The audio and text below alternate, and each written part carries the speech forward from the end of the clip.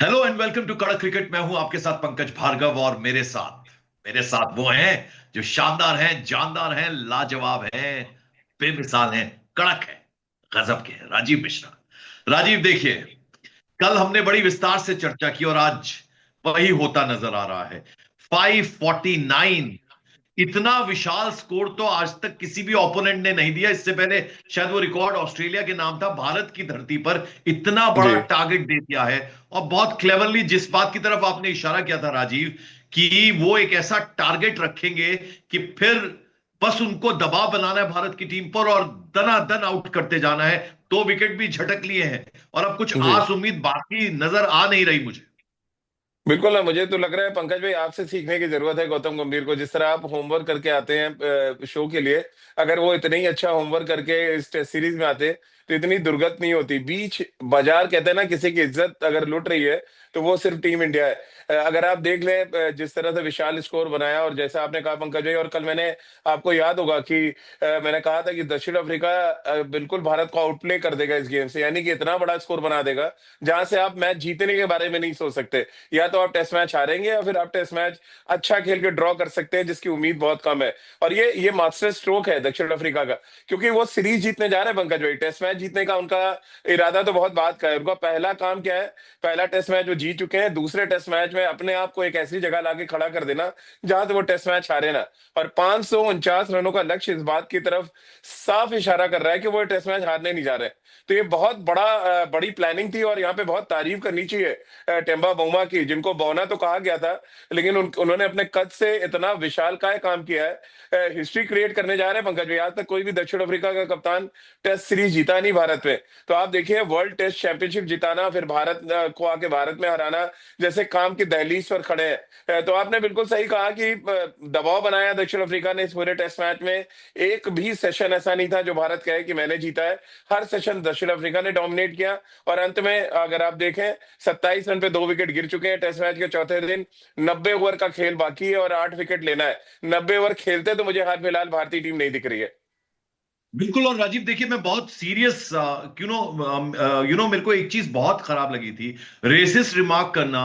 और साथ साथ आप वो स्लेजिंग के लिए तो ऑस्ट्रेलियंस जाने जाते थे। हम्म। आप या तो इतना बेहतरीन खेल रहे हो, अब तो मुझे लगता है कि हम्म। जो आपने बताया कि वो किसी के हाइट के ऊपर कमेंट करना, गेम आपकी हम्म। क्या हो रही है, हाल आपका खेलने में क्या हो रहा है, मुझे लगता है कि वो कहीं भी माफी के काबिल है नहीं चीज। लेकिन बहुत ही ग्रेसफुली हम्म। उस खिलाड़ी ने बताया कि मैं अपनी गेम से दिखाऊंगा कि हम कितने बड़े हैं। और जैसा आप बता रहे हैं बार बार, और आपने बहुत सीरियसली, हम दोनों ने ये बात की है, आप हमेशा ये कहते हैं कि अगर खेल रहे होते हो अच्छा तो फिर सब ठीक है। लेकिन आप गौतम हाँ, गंभीर जिस तरह से टीम सिलेक्शन कर रहे हैं, जिस तरह से मनमानी कर रहे हैं, मुझे लगता है ना इंट्रोस्पेक्शन भी वो करेगा ना जिसको लग रहा हो कि वो ऐसा कर रहा है। मुझे लगता है बिल्कुल बहुत ही दशा से गुजर रही है ये टीम इस वक्त।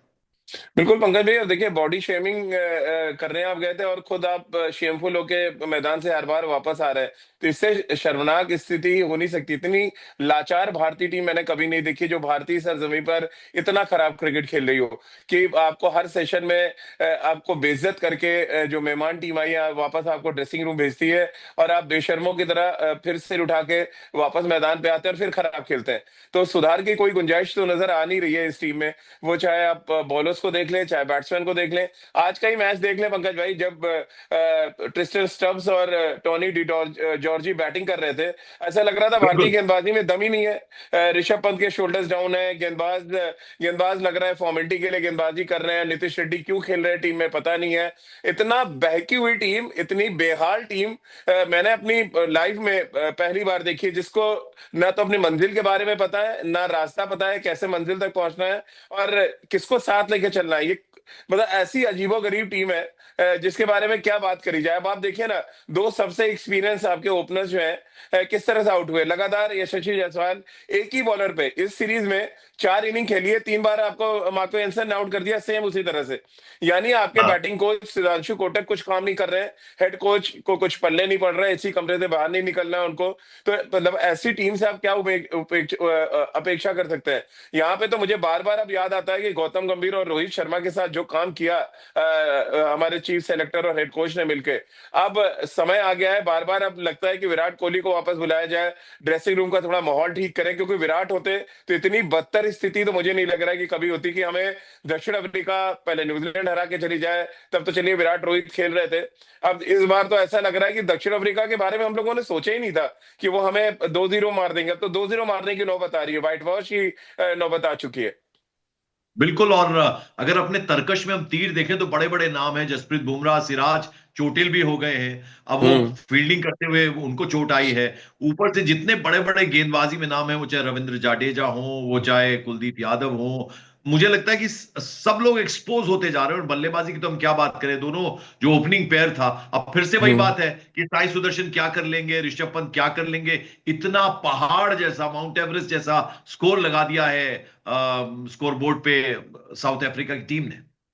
देखिए, अब तो आपके जो क्रिकेट एक्सपर्ट्स हैं ना पंकज भाई, वही क्वेश्चन खड़ा करने लगे हैं। अब आकाश चोपड़ा ने कहा कि विदाउट शुभमन गिल ये टीम तो 100 ओवर भी बैटिंग नहीं कर सकती। अब आप अंदाजा लगाइए, आपके देश के लिए खेले हुए क्रिकेटर ही आपके आपके पर उंगली उठा रहे हैं। सुरेश रैना कहते हैं कि हमारे बल्लेबाजों का दोष है पूरी तरह से, जो बैटिंग नहीं कर पा रहे। और एक्चुअली अगर आप देखें ना, हमारे इस टीम में एक भी ऐसा प्लेयर नहीं है जो 4 डे क्रिकेट में जाके बहुत ढेरों रन बना के आया हो। जो ढेरों रन बना के आए उन पे अलग अलग एलिगेशन लगा के टीम से बाहर कर दिया है।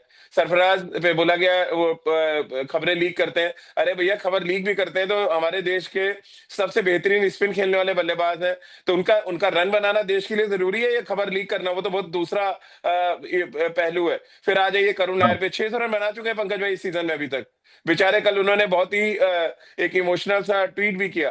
तो आप ऐसे हाँ। बैट्समैनों को, अभिमन्यु ईश्वरन जिसने लगातार 4 सीजन में रनों की बरसात कर दी, मैं पंकज भाई दावे के साथ आज आपके साथ कह सकता हूं, जिन 4-5 नामों को इन्होंने बाहर किया टीम से, आप उनको खिला दीजिए, वो इस टेस्ट मैच को ड्रॉ करा के चले जाएंगे। वो 4 बंदे, ये पूरी 11 नहीं करा सकते जो वो 4 करके जाएंगे। अभिमन्यु ईश्वरन, करुण नायर, सरफराज और विराट को आप रख लीजिए, जिन 4 लोगों को इन्होंने बाहर किया है, वो 4 लोग ये टेस्ट मैच बचा सकते हैं, अभी भी दावे के साथ मैं कह रहा हूं आपको। लेकिन इस टीम में एक भी खिलाड़ी ऐसा नहीं है। मैं कुलदीप पे दाव लगा दूंगा कि वो बॉलें कम से कम खेल जाएंगे, 134 बॉलें पहली इनिंग में खेली है। लेकिन अगर आप इस टीम के बैट्समैनों की बात करें तो बिल्कुल मेरा विश्वास नहीं कि ये टीम टी तक भी बल्लेबाजी कर पाएगी।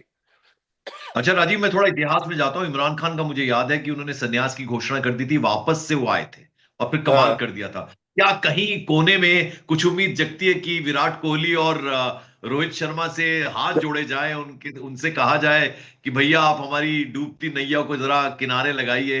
कुछ ऐसी उम्मीद हम कर सकते हैं? बिकॉज जो हाल हो रहा है अभी टीम इंडिया का, वो वाकई हम जब कोई अच्छा करता है तो हम दोनों हमेशा से वो तारीफ करते हैं, लेकिन हाँ। ये कंसिस्टेंसी खराब खेल में आ गई है।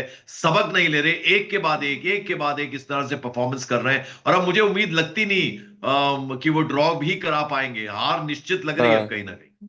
बिल्कुल पंकज भाई, पहले तो आपको उस सवाल का जवाब दे दूं। मैं भी आपके माध्यम से, अपने कड़क प्लेटफॉर्म के माध्यम से विराट तक ये संदेश पहुंचाना चाहता हूं कि विराट कम से कम, रोहित तो चलिए ना है, विराट का टेस्ट क्रिकेट में अपने संन्यास को तोड़ के वापस आना चाहिए, भले वो 1 साल और खेले, ताकि हम टीम को अपने एकजुट कर पाए। टीम बिखरी हुई है पंकज भाई, टीम दहशत में है। ये ड्रेसिंग रूम इंडियन टीम का डरावना बन चुका है, जहां पे हर किसी को डर है कि वो उसका बैटिंग ऑर्डर फिक्स नहीं है, वो टीम में अगला मैच खेलेगा या नहीं खेलेगा फिक्स नहीं है, आपके साथ क्या ट्रीटमेंट होने वाला है ये तय नहीं है। तो एक एक डरावना, एक दहशत भरा ड्रेसिंग रूम होगा। तो फिर वो मैदान पे भी वैसे ही प्रदर्शन करेगा, डरा हुआ, सहमा हुआ, शेर को मेमना बनते हुए अगर कोई देखना चाहता है तो ये इस भारतीय टीम को आप देख लीजिए। कुछ वैसे ही हालात है। चौथे दिन टेस्ट मैच में पहला सेशन अगर आप देखें, जडेजा और वॉशिंग सुंदर का बॉल कितना घूम रहा था, लेकिन जैसे ही ट्रिस्टन स्टब्स और डिजॉर्जी ने काउंटर अटैक किया, स्वीप और रिवर्स स्वीप किया, आप वापस अपनी मार में घुस गए। तो ऐसी डरी हुई टीम के बारे में क्या आप सोचेंगे? ऑलरेडी आप 300 रन बनवा चुके हैं, ठीक है, अटैकिंग जाओ, आप आउट करने जाओ, आपने डिफेंसिव फील्ड लगा दिया। अरे भाई, उन्होंने गिरते पड़ते आपको 549 रनों का लक्ष्य दे दिया है, तो आप कुछ नहीं कर पाए। तो कैप्टन का शोल्डर डाउन, बहुत ही खराब कप्तानी ऋषभ पंत की। टीम के गेंदबाजों ने बहुत औसत प्रदर्शन किया, क्योंकि कप्तानी नहीं अपने खिलाड़ियों का मोराल चढ़ा पा रहे थे। फिर बाकी का काम आपके हेड कोच है ही है, एसी कमरे में बैठे हुए हैं, एक भी संदेश नहीं आता उनकी तरफ से। एक भी मुझे नहीं लगता कि वो खिलाड़ियों से बात भी कर रहे हैं आज के डेट में। और पंकज जी, मैं आपके माध्यम से बताना चाहता हूँ, कोई बड़ी बात नहीं कि इस टेस्ट मैच के बाद गौतम गंभीर कह दें कि मुझे अब टेस्ट क्रिकेट में कोचिंग नहीं करनी है, मैं व्हाइट बॉल में ही कोचिंग करूंगा। चलिए, अब ये सुनना बाकी रह गया। अब जरा मुझे जी। ये बताइए कि ये तो गेंदबाजों की तो हमने बात कर ली, लेकिन अगर बल्लेबाजों की बात करें, कहीं से कोई उम्मीद नजर आती है कि जो नाम मैंने लिए, साई सुदर्शन, ऋषभ पंत, अब वो कुछ कर पाएंगे यहां से, कहीं किसी मकाम तक ले पाएंगे, कम से कम एक सेविंग ग्रेस की तरह पारी खेलेंगे? कुछ ऐसी उम्मीद आपको नजर आ रही है अब? देखिए पंकज भाई, सिर्फ दो बैट्समैन हैं जो आपके लंबी क्रिकेट खेल सकते हैं, यानी कि सेशन वाइज बैटिंग या 50-60 ओवर बैटिंग करने की बात हो तो एक तो नंबर एक पे आते हैं आपके रविंद्र जडेजा, दूसरे हैं आपके ध्रुव जुरैल। बाकी ऋषभ पंत भी स्ट्रोक प्लेयर है, साई सुदर्शन भी स्ट्रोक प्लेयर है, और इनसे आप क्या उम्मीद करेंगे? कभी ना कभी ये चौका छक्का मारने जाएंगे और आउट होंगे, क्योंकि पहली इनिंग में भी आपने देखा है वो रुक के नहीं खेल पाए, अपने शॉट्स खेलने गए और आउट हुए। और ये बात साउथ अफ्रीका हाँ। जानता है, वो इनकी पूंछ में पैर रखता है, इनको मेडन खिलाता है, इनको रन नहीं बनाने देता, फिर ये खुद ही विकेट देके जाते हैं। तो उन्होंने आपके खिलाफ बहुत बढ़िया होमवर्क किया हुआ है, और ये आपको दिखेगा टेस्ट मैच के 5वें दिन भी, जब इनको बांध के रख देंगे, और जब बंधेंगे आपको बांधा जाएगा, आप छटपटाते हैं रन बनाने के लिए और अपनी विकेट देते हैं, जबकि इसकी कोई जरूरत नहीं। आप छटपटाहट क्यों है? आपको तो समय निकालना है, आपको जाके टेस्ट मैच ड्रॉ करना है।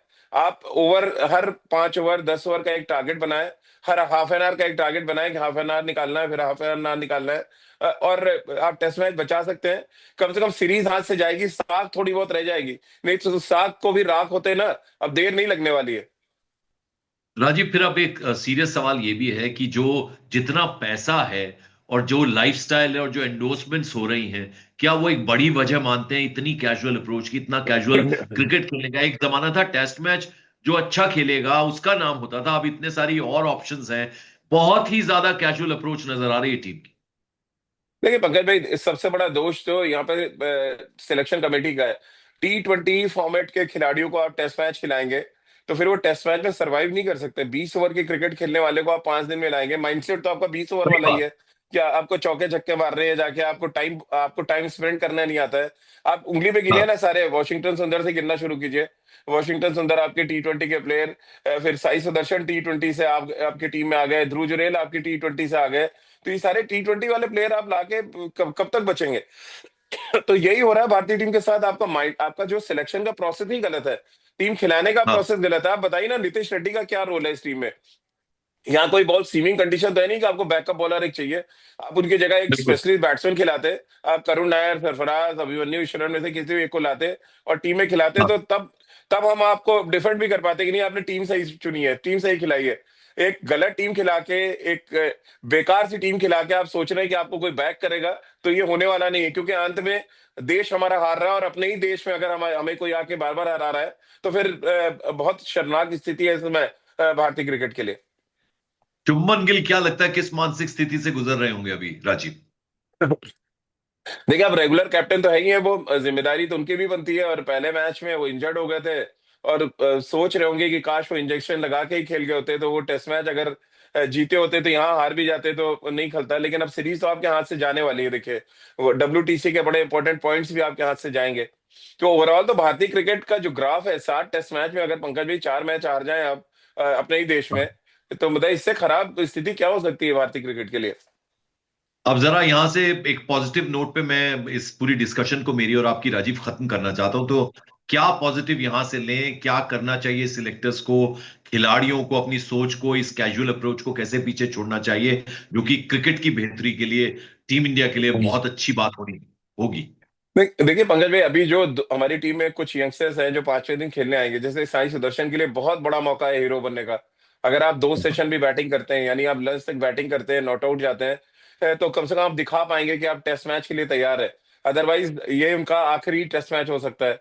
ध्रुव जुरैल एक और खिलाड़ी जिनके पास पोटेंशियल है टेस्ट मैच में अच्छा करने का, लेकिन जिस तरह से उन्होंने विकेट थ्रो किए हैं, जिस तरह से गैर जिम्मेदाराना शॉट खेले हैं, उससे निकलना है और ये टेस्ट मैच ड्रॉ कराते हैं, तो उनकी ये दो खिलाड़ी ऐसे हैं जिन पे मुझे लग रहा है बहुत बड़ा दांव है इस समय इंडियन क्रिकेट का। अगर वो बनाते रन तो सस्टेन करेंगे, अदरवाइज बहुत बड़े पैमाने पे आप बदलाव देखने वाले हैं पंकज भाई। अगर ये टेस्ट मैच हम हारते हैं और ड्रॉ करते हैं, तब भी थोड़ी बहुत गुंजाइश बचेगी, अदरवाइज आप बहुत बड़े बदलाव की तरफ भारतीय क्रिकेट आगे बढ़ेगा।